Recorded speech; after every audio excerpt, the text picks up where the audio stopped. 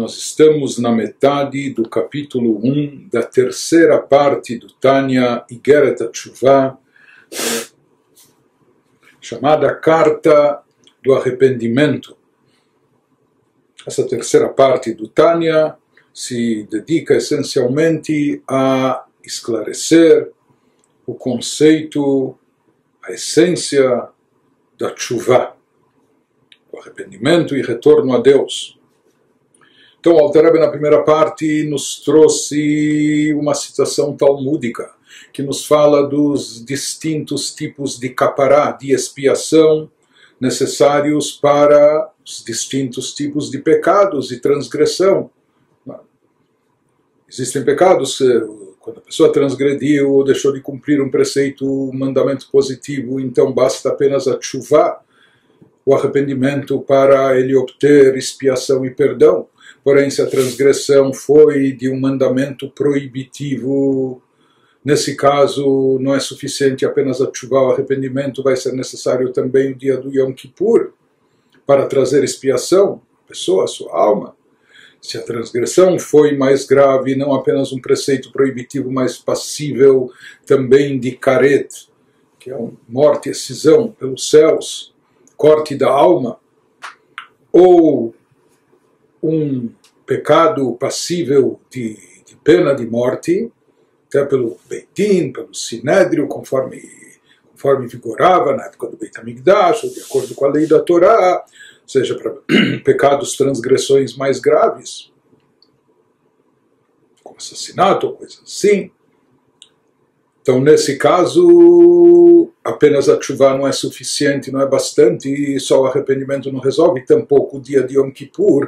Tudo isso serve apenas para deixar a pena pendente, ou seja, suspender a aplicação de qualquer castigo e punição. Enquanto ele se arrependeu, fez teshuvah, e veio o dia da expiação, o dia do Yom Kippur, mas somente através de sofrimentos que a pessoa passa no decorrer da sua vida, ele é afligido de sofrimentos, esses sofrimentos vão lhe trazer, vão completar a expiação da sua alma pelo pecado grave cometido. Isso ele nos trouxe no Talmud, e ele intercalou explicações místicas, nos esclarecendo o efeito dos preceitos positivos, dos mandamentos proibitivos, quais seriam mais elevados, ou quais seriam mais fáceis, por assim dizer, de obter expiação, e qual é o nível e o alcance da expiação, se ela resolve, se ela retifica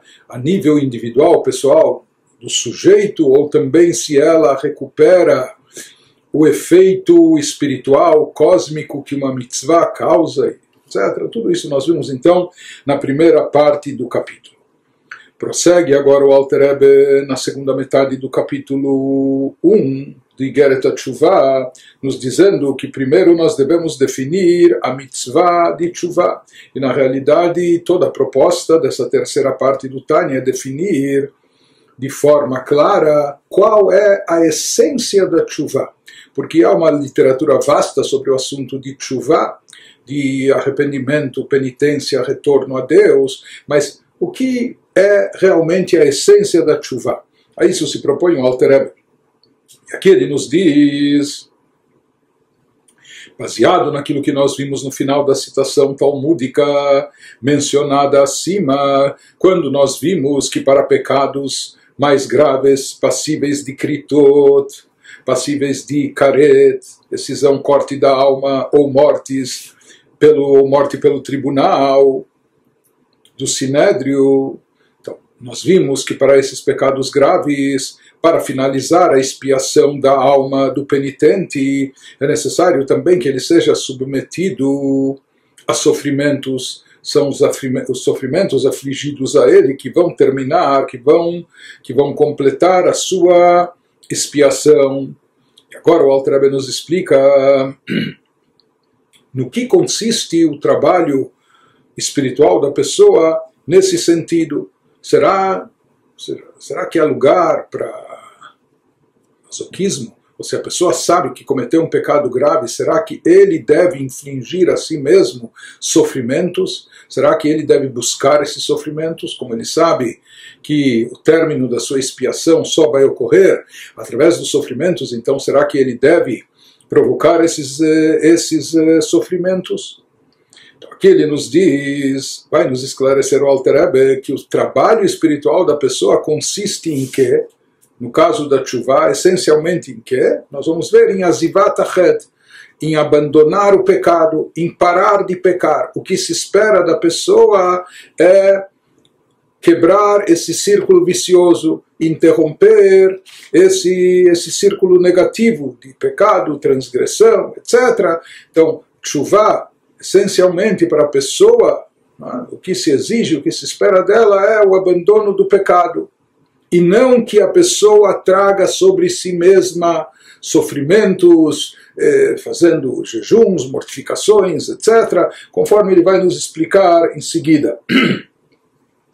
והנה מצוות התשובה מן התורה היא עזיבת החטא בלבד.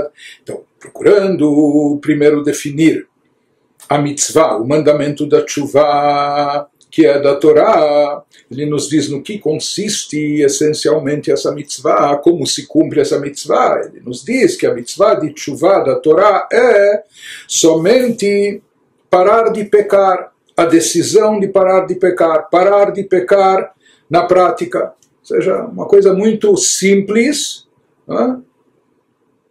Talvez também óbvia, ou deveria ser.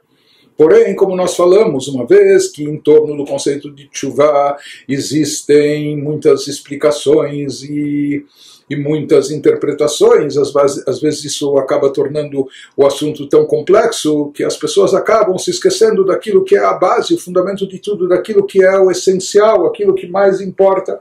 Nos esclarece então em primeiríssimo lugar o Alter Rebbe que pela Torá, como se cumpre a mitzvah da Teshuvah, através da decisão de parar de pecar. Quando a pessoa para de pecar, assim ele está cumprindo, apenas e tão somente com isso ele já está cumprindo a mitzvah de Teshuvah, como ele vai nos dizer, e não como crenças populares que acham que para a pessoa empreender a Teshuvah, realizar a Teshuvah, ele precisa se submeter a jejuns, mortificações, etc., conforme ele vai nos explicar também adiante. Ele nos fala, de onde nós sabemos e percebemos isso, os 3 primeiros capítulos do Igeret HaTeshuvah, da Carta da Teshuvah. Nesses 3 primeiros capítulos, o Alter Rebbe se dedica a explicar o conceito de Teshuvah mais na parte revelada da Torá, baseado naquilo que consta nas Escrituras, naquilo que consta no Talmud, naquilo que nós encontramos na Halachá, naquilo que está presente nos livros de Mussar, de ética judaica. A partir do 4º capítulo em diante, o Alter Rebbe vai explicar o conceito de Teshuvah mais baseado nas obras místicas, no campo esotérico, na parte profunda da Torá, na Kabbalah, na Hassidut. Mas nesses 3 primeiros capítulos ele se dedica mais à parte revelada da Torá, como o próprio Alter Rebbe também era um grande legislador. Além de autor do Tânia, ele também é autor do Shulchan Aruch Harav. Ele escreveu uma monumental obra que é um Shulchan Aruch, baseado no Shulchan Aruch, no Código de Leis do Beit Yosef, do Rabbi Yosef Karo, só que ele estendeu isso trazendo também os motivos, significados e origem das halachot, das leis. Mas de qualquer forma, como ele também era um legislador, nesses capítulos iniciais ele se dedica mais ao enfoque da Teshuvah na parte revelada da Torá. Que dita Bagmará Perek Gimel de Sanhedrin Bechoshen Mishpat, sob Siman Lamed Dalet, Leinyan Eidut. Ele nos fala de onde sabemos que pela Torá o essencial da mitzvah da Teshuvah consiste em abandonar o pecado, simplesmente conforme indicado pela lei, referente à admissibilidade de um jogador de dados como testemunha. Ou seja, nós temos leis no Shulchan Aruch que regem o conceito de testemunho. Ou seja, nós temos até uma mitzvah da Torá de prestar testemunho quando necessário, mas além disso, nós temos em documentos tradicionais judaicos, como a Ketubá, o documento matrimonial, etc., ele tem que ser firmado por testemunhas, pelo menos 2 testemunhas, e assim também diversos outros documentos que existem dentro do judaísmo, dentro dos rituais judaicos, como também documentos até de um empréstimo, o que for, mas existem halachot quem está habilitado a servir como testemunha. E, de acordo com a halachá, uma pessoa que é um rachá, que é um ímpio, ele não está habilitado a servir como testemunha, porque simplesmente não se dá credibilidade a ele, já que uma pessoa ímpio, malvado, uma pessoa que não é observante da lei, da halachá, então se pressupõe que essa pessoa não é confiável, não se pode confiar na sua palavra ou mesmo na sua assinatura, uma vez que ele desrespeita a lei. Diz uma pessoa que ganha a vida, por exemplo, no jogo de dados. Ele ganha a vida, sua parnassá é seu sustento, seu ganha-pão vem de jogos de azar. Então, isso invalida a pessoa de acordo com a halachá para servir como testemunha. Às vezes, nesses jogos, as pessoas blefam, mentem, ou na verdade a pessoa acaba se apoderando daquilo que é do outro, quando o outro imaginava que ele iria ganhar. Enfim, de acordo com a halachá, uma pessoa que ganha vida somente através de jogos de azar, ou através de jogos de azar, ele fica inabilitado a prestar testemunho. Porém, como pode-se mudar o seu status quo? Se essa pessoa resolve dar uma guinada na sua vida e ele assume mudar de conduta, mudar seu comportamento, mudar de postura, etc., e aquilo que era proibitivo e negativo, ele assume não fazer mais, então nos diz aqui o Alter Rebbe, então, em relação à lei referente à admissibilidade de um jogador de dados como testemunha, que isso está relatado primeiro no Talmud, no Tratado Sanhedrin, capítulo 3, mais tarde isso é trazido no Shulchan Aruch, no Choshen Mishpat, no final do capítulo 34. Então ele nos diz que lá nós temos indicações. Quais são as indicações? Quando uma pessoa deixa de ser considerada rachá, um ímpio, um malvado, ou seja, que ele fez tchuvá, se aceita, ou se aceita a premissa de que ele se arrependeu, que ele se regenerou, e que ele retornou ao caminho certo, e, portanto, a palavra dele tem que ser aceita, devemos dar valor à palavra dele, seja a palavra verbal ou a palavra escrita, a sua assinatura. Então, isso que nós falamos que um rachá, um ímpio, está inabilitado a prestar testemunho. Depois que ele faz tchuvá, porém, ele se torna kasher para servir de testemunha. Lá na Gemara e Shulchan Aruch, que ele nos menciona aqui, só trazendo a referência, se diz que quando nós sabemos que essa pessoa de fato fez uma tchuvá, quando ele, através de uma ação prática, demonstra e comprova que ele daqui em diante não está mais disposto a reincidir naqueles atos negativos. Então, por exemplo, aquele que era um jogador de dados, se ele joga fora os seus dados, ou se ele ganha vida jogando cartas, pôquer, o que for, ele rasga o seu baralho, e assim por diante. Né? Então, através disso, a pessoa demonstra que ele cessou essa conduta, ele baniu da sua vida. Então ele parou de pecar, ele não pretende mais pecar, por isso ele joga fora, ele se desfaz daquilo que levava ele ao pecado. Na realidade, cabe salientar que isso é necessário, quando nós falamos que é necessário um ato prático para comprovar, para demonstrar que ele abandonou o pecado, que ele deixou isso de lado, isso é perante um tribunal humano, ou seja, que as pessoas sabiam que até agora, as pessoas, os rabinos, os juízes do tribunal sabiam que até agora essa pessoa estava num status quo de rachá, de ímpio, de malvado, porque ele ganhava sua vida transgredindo proibições. Por isso não se dava crédito à sua palavra, ao seu testemunho.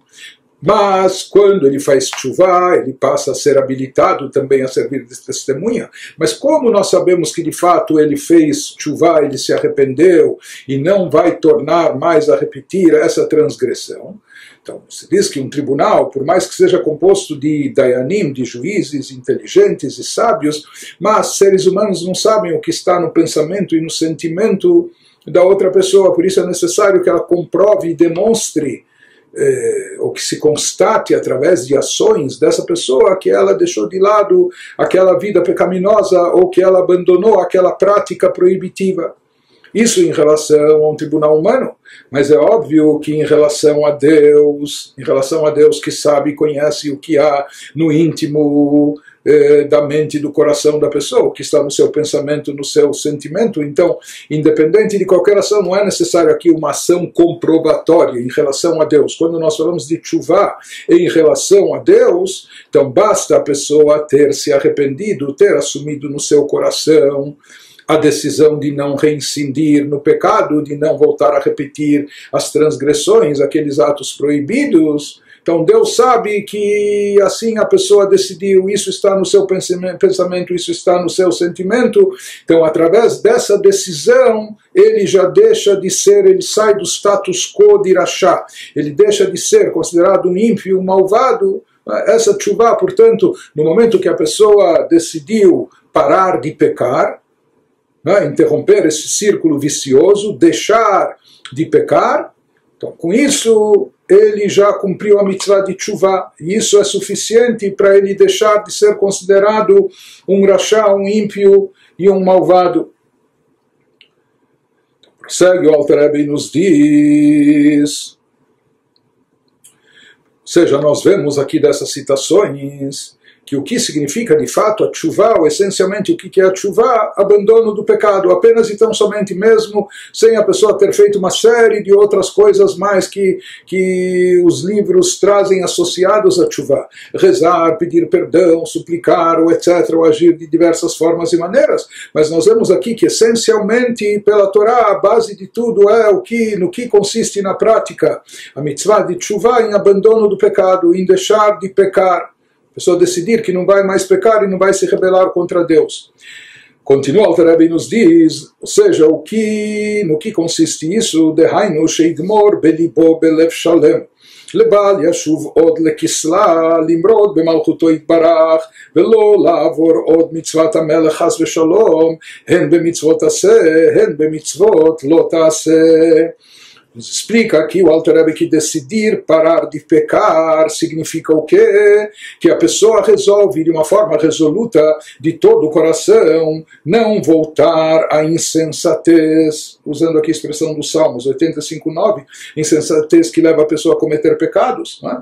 A pessoa resolve de todo o coração não voltar à insensatez e tornar a cometer o pecado, que não vai mais rebelar-se, a pessoa decide que não mais vai rebelar-se contra a autoridade de Deus, e não mais transgredirá mandamento do rei. Deus nos livre, sejam mandamentos positivos, sejam proibições. No momento que a pessoa tomou essa decisão, decidiu parar de pecar, com isso ele deixa de ser um rachá, um ímpio, malvado, e ele está cumprindo a mitzvah de tshuva, porque nisso consiste essencialmente a mitzvah da tshuva pela Torá. Complemento o Alter Rebbe nos dizendo, vezeu ikar perush lashon tshuva, lashuv el Hashem bechol libo bechol nafsho, leovdo velishmor kol mitzvotav. Isso esclarece o sentido principal, etimológico, do termo teshuvah, que vem do verbo lashuv em hebraico, que significa voltar e retornar. Então, isso esclarece o sentido principal do termo teshuvah, que significa literalmente retorno. Ou seja, no que consiste a tshuva? Em retornar a Deus. A pessoa retorne a Deus com todo o seu coração e com toda a sua alma para servi-lo e cumprir cuidadosamente todos os seus mandamentos. Então, isso, nos diz o Alter Rebbe, está expresso no próprio termo tshuva, na tradução literal do termo tshuva, que indica também a essência do conceito, que tshuva consiste em voltar, retornar. fazer um retorno, que a pessoa estava no lado errado da estrada, ele toma um retorno e volta para o caminho certo. Ou seja, através disso que a pessoa assume sobre si, ele diz, sabe o que? Ele não vai mais cometer o pecado da transgressão, por mais que isso lhe atrai, por mais que ele quer e deseja, mas ele não vai fazer isso que é proibido. Seja, por quê? Porque a pessoa assume sobre si o jugo celestial, o jugo da vontade divina. E ele assume que está aqui para servir a Deus, que essa é a sua missão. Isso se expressa, isso se manifesta através disso que a pessoa assume sobre si a observância das mitzvot, assume sobre si o jugo do reinado celestial, etc.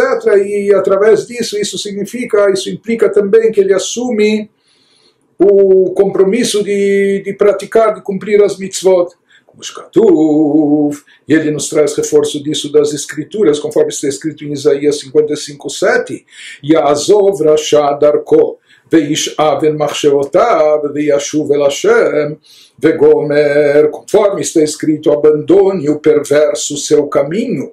Seja como a pessoa faz tshuva, quando o perverso, aquele que quer achar, quando ele abandona seu caminho na prática, e o iníquo, quando o iníquo ele abandona seus pensamentos e retorne para Deus, etc. Então ele nos diz que nessa passagem, nesse versículo, está claro que o conceito de tshuva, de volta a Hashem, de retorno a Deus, consiste nisso, da pessoa abandonar o pecado, o caminho do mal, ou os pensamentos pecaminosos, retornando à trilha certa, ao caminho de Deus. E ele prossegue, o Alter Rebbe nos trazendo também mais provas e evidências das escrituras, que o conceito da tshuva, na verdade, tudo que o Alter Rebbe vai trazer aqui adiante, ele está aqui empenhado em nos comprovar que a tshuva não é jejuns, não é mortificações, não é autoadmoestação ou coisa assim, mas sim, tshuva é o abandono do pecado e não os jejuns. Que a tshuva consiste em voltar a Deus, assumindo o jugo divino. Ubeparshat nitzavim ktiv veshavta ad Hashem Elokecha veshamata bekolo vegomer bechol levavcha vegomer shuv Israel ad Hashem Elokecha vegomer hashiveinu Hashem elecha vegomer. Então ele nos traz outras evidências das escrituras na porção da Torá denominada Nitzavim. No final do Deuteronômio está escrito: retornarás para Deus, teu Deus, e escutará sua voz. No que consiste esse retorno? Obedecer, escutar a voz de Deus, cumprindo os preceitos com todo o teu coração, etc. Ou, como encontramos também no profeta Oséias 14:2, retorna, ó Israel, para Deus, teu Deus. Então esse chamado do profeta para retornar é abandonando o caminho negativo, o pecado, etc. Ou como encontramos no livro de Lamentações 5:21, ó Deus, faze-nos retornar a ti, etc. Ou seja, tshuva é retorno, aquele que estava afastado. Como ele estava afastado? Através da prática de transgressões, cometendo pecados. Quando se diz volte e retorne, significa pare de pecar, não é? Interrompa esse círculo vicioso, pare de contrariar a vontade de Deus e retorne ao seu caminho. Então, nesses versículos também, nós vemos que o conceito da tshuva está associado com o quê? Essencialmente com o retorno a Deus. E como se dá esse retorno a Deus? Simplesmente quando a pessoa dá a guinada, ele decide parar de pecar, e assim ele faz efetivamente. Na hora que ele decide parar de pecar, por que ele decide isso? Porque ele não quer contrariar a vontade de Deus. Isso significa que ele assumiu sobre si o jugo do reinado celestial. Ele se comprometeu a obedecer à vontade divina. Então, na realidade, nisso consiste a tshuva. Isso por si só é a tshuva. E não outros assuntos, principalmente o conceito de jejuns, mortificações, etc., que isso não é condição sine qua non, isso não é essencial dentro do processo da tshuva. E como nós falamos, essa é uma proposta. Nesses capítulos, o Alter Rebbe ele vai dar uma grande ênfase sobre isso, porque uma proposta básica da sua apresentação é justamente salientar esse ponto para chegar à essência da tshuva, definir aquilo que é de fato o essencial na tshuva. Então isso que ele nos diz, velo, ou seja, o principal na tshuva é o abandono do pecado, assumir, se comprometer, assumir a vontade divina, assumir as mitzvot. Velo kedat hamon, she'atshuva hi ata'anit. Ele nos diz que a definição de tshuva apresentada acima refuta a errônea concepção popular que, pelo visto, predominava muito e mais ainda na época, na geração do Alter Rebbe. Então isso vem refutar a errônea concepção popular de que, além da decisão de parar de pecar, etc., as pessoas imaginavam que uma parte necessária da tshuva é o jejum, seria o jejum. Nos diz o Alter Rebbe, e aqui ele nos fala não só como um pensador ou místico, etc., mas até como um legislador, que isso não procede, o jejum não faz parte essencial do processo da tshuva. A tshuva não depende de jejum ou mortificações, etc., conforme ele vai elaborar mais adiante, continuando a sua explicação. E ele nos diz, aqui, de certa forma, o Alter Rebbe vem nos falar de onde surgiu essa ideia, que talvez para um penitente obter perdão ou chegar à expiação completa, porque ele deveria fazer jejuns. Tá? Então ele nos diz, aqui ele nos fala de onde veio essa ideia. Afilu mishavar al kritot umitot beidin, shegmar kaparato hi al yedei isurim, היינו שהקדוש ברוך הוא מביא עליו איסורים, וכמו שכתוב, ופקדתי בשבט וגומר, ופקדתי דייקה. Nos fala mesmo que o indivíduo tenha cometido uma transgressão, daquelas transgressões muito graves, daquela terceira categoria que nós mencionamos na passagem talmúdica, aquela transgressão que é passível, que é punível com karet, que é o corte da alma ou pena de morte. E nós vimos que esse tipo de transgressão, cuja expiação completa só é obtida por meio de sofrimento, conforme aprendemos acima, mas ele nos faz aqui uma ressalva importante. Isso significa, porém, que Deus lhe infligirá sofrimento, e não que ele próprio deva fazê-lo por meio de jejum. Como está escrito, punirei seu crime com vara. O verbo punirei, na primeira pessoa do singular, é uma referência ao fato de que o próprio Deus fala, eu punirei, deixe na minha mão. Eu punirei seu crime com vara, como dizendo, essa vara representa os sofrimentos, mas isso é uma referência ao fato de que o próprio Deus inflige o sofrimento da vara, entre aspas, ao pecador, mas não que a própria pessoa vá infligir sofrimentos para si. Então, na realidade, de onde surgiu esse conceito, essa ideia dos jejuns associado à tshuva? Quando se trata de pecados mais graves, cuja expiação vem não somente através de arrependimento, não somente através do Yom Kippur, mas é necessário passar também por sofrimentos. Então, pelo visto, como nós vamos ver a seguir, algumas pessoas, e não só, isso não era só um erro popular, mas isso consta também, há uma vasta literatura sobre isso, entre sábios e rabinos. Então eles imaginavam que para agilizar esse processo de expiação, então, que a pessoa infligisse sofrimento sobre si, como através de jejuns e mortificações, independente, né, do pacote que, por assim dizer, já pode vir de cima. Mas nos diz o Alter Rebbe, baseado no que está escrito nos versículos, que a pessoa não precisa procurar sofrimentos adicionais na sua vida, e de certa forma até nem deve procurá-los. Por quê? Porque o versículo diz que Deus irá, eu punirei seu crime com vara, ou seja, Deus fala isso, né? Que ele irá, o próprio Deus inflige o sofrimento da vara ao pecador. Por que Deus faria isso? Isso que ele vai nos dizer, e é bom saber disso também, porque isso na verdade é uma bondade e um favor para o pecador, para ele chegar à expiação, Então Deus, na sua bondade, ou seja, para que a pessoa chegue no mundo vindouro depois de 120 anos com a alma lavada e possa ir diretamente para o Gan Eden, para o paraíso, ou o mundo vindouro onde as almas desfrutam de divindade, etc. Para isso ele precisa estar com sua alma limpa, purgada, etc. Por isso, na verdade, acaba sendo um benefício para a pessoa quando é necessário ela passar por sofrimentos de purgação. Então acaba sendo um benefício para ela, para a sua alma, que ela passe por esses sofrimentos aqui nesse mundo terrestre, volátil, quando as coisas são passageiras, para que lá no mundo eterno e perene ela tenha apenas bel prazer, ela tenha apenas o regozijo na divindade, sem precisar passar por processos dolorosos.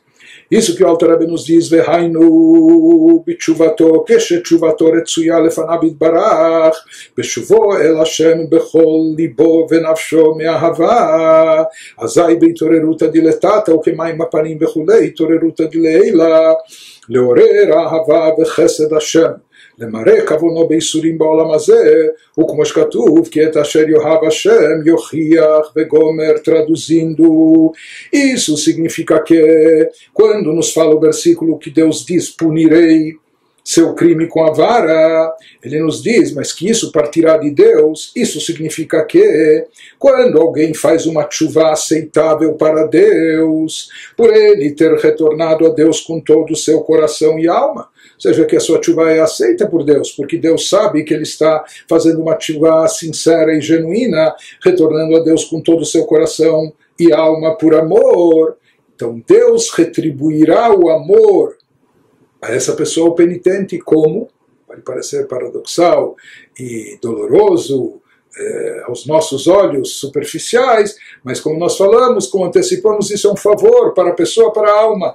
Deus retribuirá o amor, lhe infligindo sofrimento, a fim de depurar sua alma, de purificá-la e limpá-la aqui, que isso é muito melhor do que deixar isso a longo prazo para mais tarde. Então, com despertar de baixo, na linguagem cabalística, com despertar de baixo, isso é a linguagem do Zohar, há um despertar correspondente de cima. Ou seja, quando nós nos despertamos espiritualmente aqui embaixo, isso causa um movimento, causa uma reação também no plano superior, acima, como na água o rosto reflete o rosto, assim o coração do homem, o homem. São as palavras do rei Salomão em Provérbios 27 e 19, que já mencionamos, que há um efeito de reciprocidade, assim como a água reflete o semblante da pessoa que está diante dela, tem um efeito espelho. Da mesma maneira, há um efeito de reciprocidade quando nós, através da nossa tshuva, aqui embaixo do nosso arrependimento, a nossa volta a Deus, quando assumimos nos comprometer a cumprir a vontade divina e não transgredi-la, demonstramos o nosso amor a Deus. Então isso desperta o amor de Deus para conosco também, e em função disso, quando necessário, são enviados sofrimentos lá de cima por Deus para a alma, para a pessoa, para depurá-la, para purgá-la, para limpá-la de forma tal que ela possa estar límpida, pura, intacta, imaculada, enfim. Isso, como nós dissemos, é um favor para a alma. Ou seja, ele nos diz o retorno a Deus por amor. Desperta o amor e a bondade de Deus para depurar o pecado do sujeito por meio do sofrimento neste mundo. E como ele vai nos enfatizar em alguns lugares aqui no Igeret HaTeshuvah, na realidade é muito mais conveniente, interessante para a alma passar por algum sofrimento nesse mundo, que esse mundo é passageiro, e os sofrimentos também são passageiros e limitados, mais do que deixar essa purgação e depuração para o mundo vindouro, onde lá o mundo perene, eterno, enfim, lá a coisa é mais pesada. Então, na verdade, acaba sendo um benefício para uma expressão da bondade de Deus, para depurar o pecado do sujeito por meio do sofrimento neste mundo, conforme está escrito, pois Deus repreende a quem Ele ama. Assim como um pai que ama o filho, repreende o filho. Se é o filho do vizinho que está fazendo uma bobagem, talvez ele não vai interferir, não é da sua conta, mas quando é o seu próprio filho e ele ama o filho e ele quer que o filho siga pelo bom caminho, etc., e ele vê o filho fazendo algo errado, então ele vai ir e repreendê-lo. Da mesma forma, isso que ele nos diz, Deus repreende, sabe quem? A quem ele ama. Por isso, justo aquele Baal Teshuvah, o penitente que demonstra amor a Deus, ele também desencadeia um amor de Deus para si. E em função disso, Deus irá eventualmente mandar alguns sofrimentos para a alma desse sujeito aqui, encarnada nesse mundo agora, a fim de depurá-la, a fim de limpá-la e deixá-la íntegra, límpida e pura.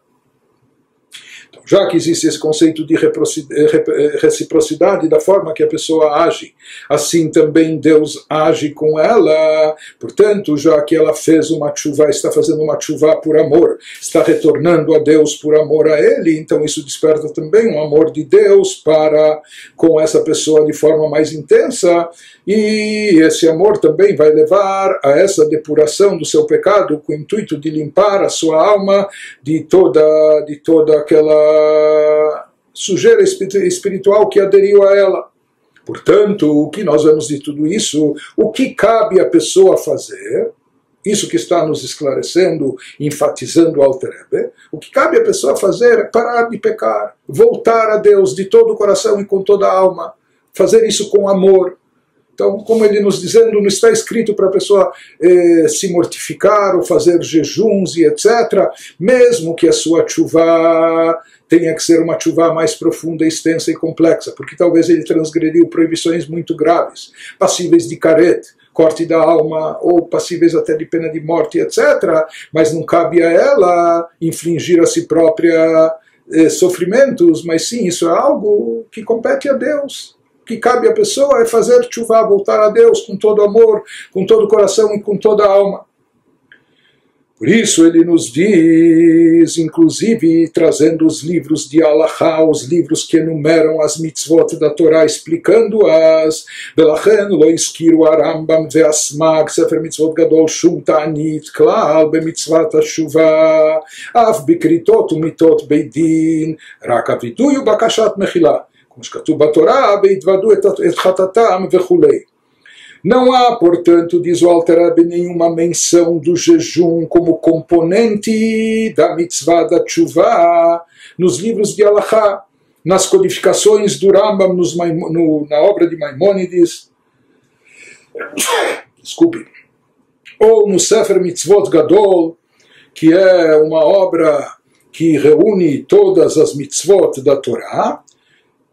Então lá, em associação à tshuva, não é mencionado o jejum, nem mesmo para as transgressões mais graves, aquelas transgressões que nós vimos que são puníveis com karet ou pena de morte, isso não é mencionado. Ou seja, mesmo que nós vimos na Gemara que a expiação dessas punições, dessas transgressões passa também por sofrimentos, mas, em termos de Halachá, Halachá vem dizer o que nós devemos fazer. O que nós devemos cumprir, como nós devemos agir para cumprir uma mitzvah. Para cumprir a mitzvah de tshuva, esses legisladores, eles não trazem em absoluto o conceito de jejuns ou mortificações. Portanto, ele nos diz, por isso Maimônides não menciona o conceito de jejuns associado a tshuva, uma vez que, como nós falamos, isso que o Alter Rebbe está enfatizando, a mitzvah da tshuva pela Torá consiste apenas e tão somente em abandonar o pecado na prática. Mas existem alguns adendos que estão associados, relacionados com a tshuva, mesmo pela Torá ou pela Halachá. Por exemplo, a confissão do pecado. Isso consta na própria Torá, que aquele que pecou é uma mitzvah, que ele confesse o seu pecado, admita que pecou, confessando verbalmente diante de Deus e pedindo perdão divino. Mas mais do que isso, o jejum, etc., isso não está mencionado na Torá e tampouco é trazido na Halachá. Ou seja, aqui nós vemos que por mais que o objetivo e o intuito da tshuva, do retorno, arrependimento a Deus, arrependimento e retorno a Deus, é levar a capará, levar a alma, levar a pessoa até a expiação, e às vezes a expiação passa também por sofrimentos, mas isso é o resultado. E esse resultado não está nas nossas mãos e nem depende de nós, e essa não deve ser a preocupação da pessoa. A pessoa deve fazer. O que ele tem que fazer? A tshuva, parar de pecar, eventualmente confessar o pecado, etc. Mas o resultado, quando, como vai vir acaparar a expiação e o perdão total, isso não é da sua alçada, isso está nas mãos de Deus. E por isso ele nos diz, a pessoa não deve se auto-infligir sofrimentos ou mortificações como jejuns, etc. Isso que ele nos fala, os únicos requisitos adicionais mencionados nessas obras de Halachá são a confissão oral, confessar o pecado, e o pedido de perdão a Deus pelos pecados cometidos. Como está escrito na Torá, confessarão seus pecados, etc., em Números 5, 7... Então, só vamos esclarecer aqui, quando a gente fala em jejuns de tshuva, existem jejuns, por exemplo, jejum de Yom Kippur, ou jejum de Tisha B'Av. Yom Kippur é uma mitzvah da Torá, o jejum está escrito na Torá. Inclusive, quando nós falamos de coisas passíveis de karet, então isso envolve como profanação do Yom Kippur, mas enfim. E nós temos nas escrituras aquelas datas de luto, Tisha B'Av, a mais célebre de todas, 17 de Tammuz, 10 de Tevet, etc. Isso são jejuns que estão nas escrituras. Então, esses jejuns pela Halachá são datas, ou são datas bíblicas de observância do jejum, como Yom Kippur, ou das escrituras, datas de luto nacional. Então, isso consta no Shulchan Aruch. Essas são datas, esses são jejuns que fazemos por sinal de luto, nas datas associadas com a destruição do templo, ou por tshuva, no dia de Yom Kippur, por prescrição da Torá. Então, esses jejuns estão no Shulchan Aruch. Agora, além disso, nós vamos ver que haviam jejuns adicionais que a pessoa assume sobre si. Haviam pessoas que jejuavam, tinha alguns que jejuavam toda segunda e quinta-feira também. Ou, como nós vamos ver, buscando expiação, perdão e etc., jejuns que não estão prescritos na Torá, que não estão prescritos no Shulchan Aruch, na Halachá, mas que a pessoa assumia sobre si com o intuito de buscar expiação, de buscar penitenciando-se, de buscar perdão divino e etc. Então é sobre esses jejuns que ele está tratando aqui, dizendo, nos enfatizando que esses jejuns não fazem parte essencial do conceito e do processo da tshuva. Prossegue o Alter Rebbe nos diz ainda, evidenciando isso, ele procurando analisar esse assunto por todos em todos os seus aspectos, por todas as suas facetas. Então ele nos diz, o Mashkatuv Beyoel, שובו עדיי בכל לבבכם בצום ובבכי גומר, היינו לבטל הגזירה שנגזרה למרק עוון הדור על ידי ייסורים בהרבה. Quanto ao que consta no livro de Joel, do profeta Joel 2:12, lá o profeta diz ao povo, retornai a mim, em nome de Deus, retornai a mim com todo o vosso coração, e com jejum e com pranto. Então aqui, à primeira vista, quando a gente lê literalmente e superficialmente o versículo, o conceito de retorno parece estar associado com jejum. Retornai a mim, assim fala Deus pela boca do profeta, retornai a mim com todo o vosso coração, e com jejum e com pranto, etc. Mas ele nos esclarece que o jejum requerido por Joel na sua época não consistia em um ato de tshuva para expiar pecados do passado, e sim para persuadir Deus a anular um decreto celestial que fora emitido com a finalidade de purgar o pecado da geração. Lá o objetivo do jejum era outro, não era purgar, expiar pecados do passado, depurando a alma, etc., mas sim era em função de um eventual evento que iria acontecer no futuro, que tinha sido antecipado pelo profeta, que haveria uma praga muito forte de gafanhotos que iria consumir toda a colheita, toda a plantação, toda a safra do ano. Isso iria trazer um grande sofrimento. Isso era em decorrência de algum pecado cometido, etc. E eles foram advertidos pelo profeta que antecipou essa praga.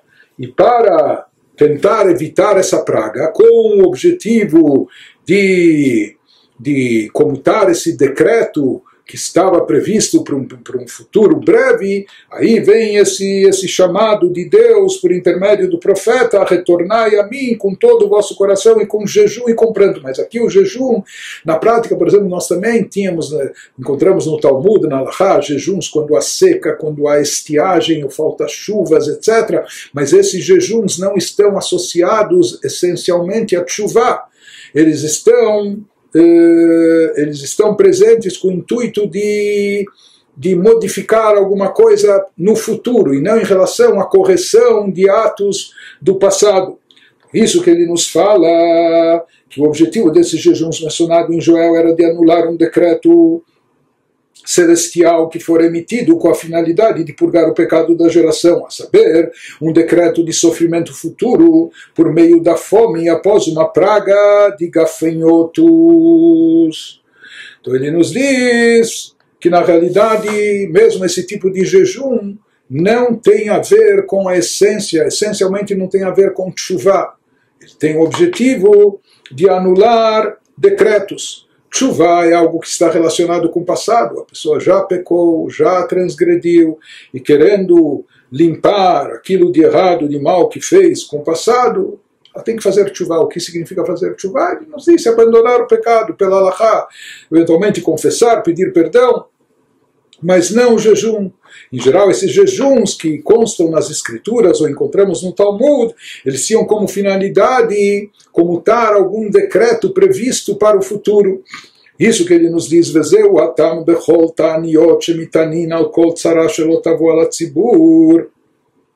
O como escatuba Migilat Esther. Esta é a razão de todos os jejuns públicos que nós encontramos, que eventualmente foram decretados no decorrer dos tempos, que eles eram feitos para evitar que um infortúnio se abata sobre a comunidade, conforme está escrito no livro de Esther. No livro de Esther a gente também encontra esse conceito, que quando foi lançado o decreto maligno de Haman, de extermínio de todos os judeus, então se convocou um jejum público para que isso não se concretizasse. Portanto, esses jejuns que são decretados para o público em momentos de angústia, de sofrimento, etc., eles vêm com o intuito de anular um decreto, eventualmente para o futuro, que para isso um jejum é eficaz, pode ser eficaz, mas esses jejuns não estão relacionados ao passado para retificar e consertar erros do passado dentro do processo de tshuvá. Que ele nos trouxe, tanto da halachá, como também das escrituras, dos legisladores, etc., ele está nos trazendo provas e evidências de que o jejum não é um componente essencial dentro do processo de tshuvá. Agora ele nos traz livros de ética judaica, e alguns deles inclusive até também baseados em obras cabalísticas, que também de lá pode-se inferir o contrário. Às vezes de lá pode-se chegar à conclusão que sim, os jejuns seriam importantes no processo de tshuvá. Ele também vai esclarecer isso. Uma shekatuv besifrei hamusar, ובראשם ספר הרוקח, בספר חסידים, הרבה תעניות וסיגופים לעובר על כריתות ומיתות בית דין, וכן למוציא זרע לבטלה שחייב מיתה בידי שמיים, כמו שכתוב בתורה גבי ער ועונן, ודינו כחייבי מיתות לעניין זה.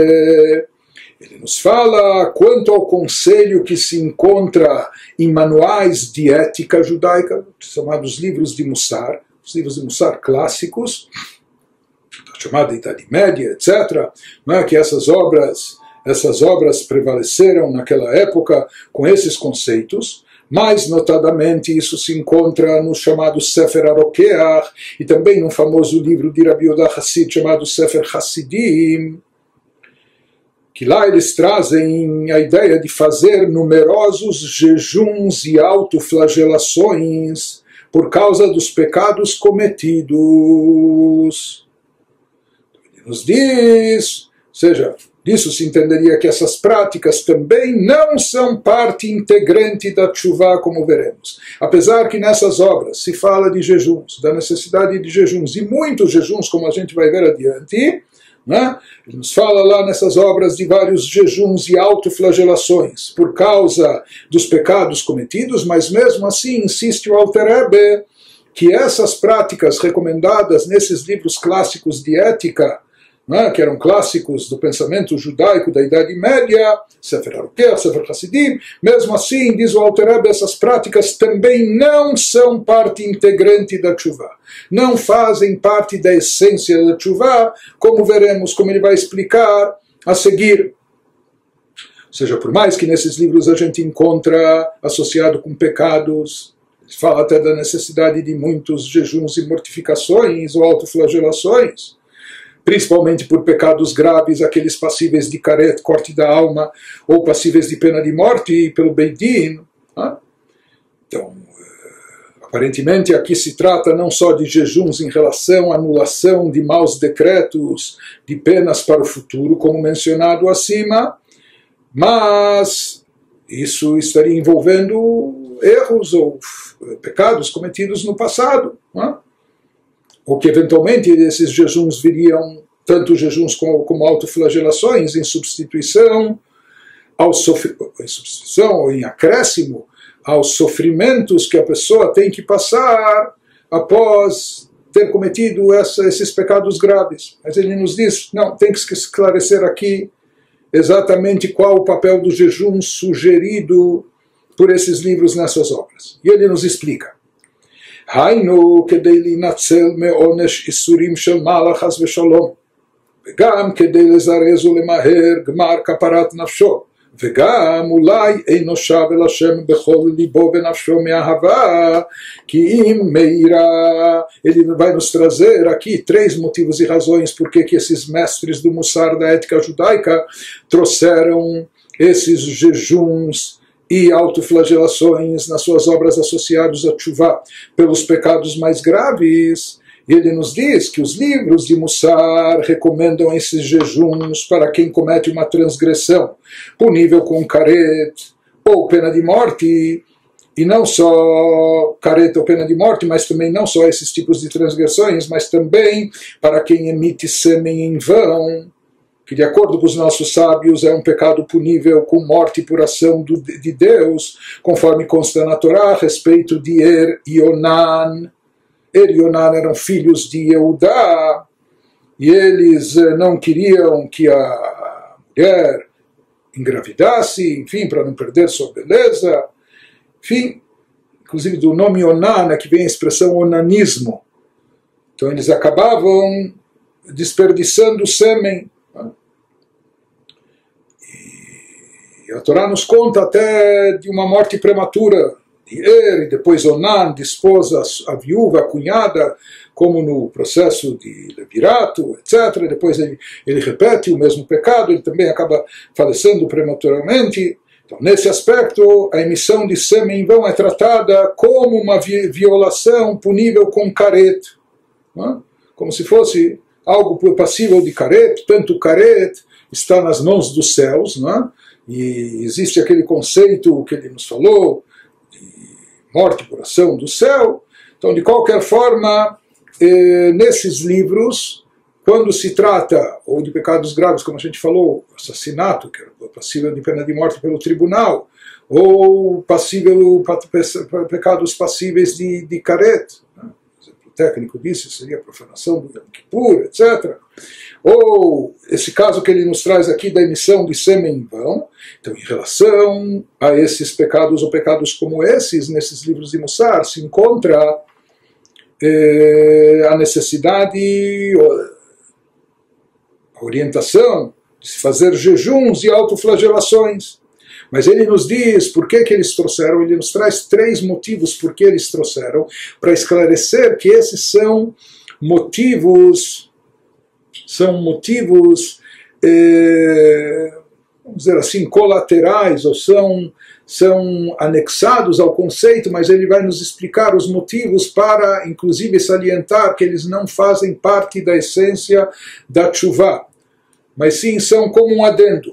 Esses jejuns indicados em livro de Mussar, ele nos fala em primeiro lugar, não estão ligados à mitzvah de tshuvah de modo algum, porque como falamos, tshuvah significa abandonar o pecado, parar de pecar, eventualmente confessar e pedir perdão, e etc. Isso já é tshuvah pela Torá, pela Halachá. Esses jejuns mencionados nessas obras não estão ligados à mitzvah de tshuvah de modo algum. Então por que eles recomendam esses jejuns? Eles têm a intenção de evitar o castigo por meio de sofrimento infligido pelo céu. Deus nos livre. Então ele diz uma explicação, um motivo por que eles sugeriram isso, como sabiam que para essa categoria de pecados, nós vimos que a expiação passa não só por tshuvah, arrependimento, não só pelo Yom Kippur, dia do perdão, mas também por sofrimentos. Então, de repente, uma pessoa medita e reflete, ele prefere, em vez de esperar os sofrimentos de cima, ele prefere se antecipar, ou até para evitar o castigo por meio de sofrimentos infligido pelo céu. Deus nos livre, então ele prefere ele próprio se autoflagelar, ele próprio jejuar, e o jejum lhe traz sofrimento. Então esse seria um motivo porque foi sugerido essa prática de jejuns associados a esse tipo grave de transgressões. Também se poderia responder que os jejuns aconselhados nos livros de Mussar têm o propósito de acelerar a expiação completa da alma do indivíduo concedida por Deus. Deus é muito bondoso e misericordioso e talvez por isso ele nos dá muito crédito para pagar em longas e diminutas prestações. Talvez tenha que passar por sofrimentos, mas isso não vem numa tacada só, de uma vez só. Talvez isso é parcelado durante muito tempo, mas talvez essa pessoa tenha pressa, talvez essa pessoa queira acelerar a expiação completa da alma e talvez quando isso estiver nas mãos de Deus tem que passar por sofrimentos pelo que ele cometeu, mas nas mãos de Deus isso pode ser um longo e extenso processo, porque ele vem de forma muito leve, pausada, intercalada, mas aqui a pessoa quer acelerar o processo, quer chegar logo à expiação, por isso ele se antecipa e ele se autossubmete a todos esses jejuns. Ou um terceiro motivo poder-se-ia responder ainda que os textos de Mussar recomendam jejuns porque talvez a pessoa não tenha retornado para Deus com todo o seu coração e alma por amor e sim por temor. Nesse caso, Deus não lhe enviará expiação. Talvez a pessoa tenha receio ou ela sabe que a sua tshuvah não é num nível tão elevado e que ele fez tshuvah, talvez não por amor a Deus, mas sim por medo do castigo, por temor, pelo que for.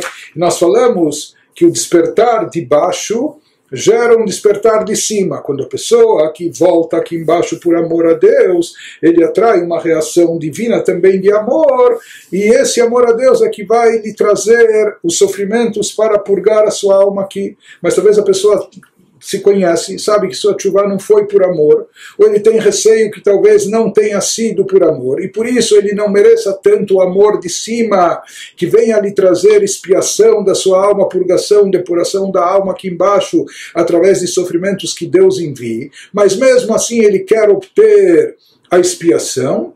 Por isso ele se autossubmete a esses jejuns que lhe trazem sofrimento, né? Porque talvez a sua tshuvah não foi tanto por amor e ele não vai merecer que os sofrimentos venham de cima, venham de Deus. Mas de qualquer forma, aqui ele nos explicou quais foram os motivos e razões de por que os sábios do Mussar, das obras clássicas de ética judaica, também trouxeram o conceito de jejuns e mortificações associados aos pecados graves cometidos pela pessoa, por mais que eles não fazem parte essencial da tshuvah, seria por esses motivos específicos que o Alter Rebbe nos trouxe, mas ao mesmo tempo sempre lembrando, enfatizando, esclarecendo que nas obras de Halachá que indicam o que na prática é imperativo, obrigatório para o Yehudi fazer no contexto. Então por isso ele nos diz, nesse contexto, no contexto da Halachá de legislação, que representa o que um Yehudi tem que fazer na prática, aquilo que é imperativo, obrigatório. Maimônides e outros legisladores, em absoluto, eles não trazem o conceito, a necessidade de jejuns dentro do processo da tshuva. Porque a tshuva, essencialmente, como dissemos, consiste em abandonar o pecado.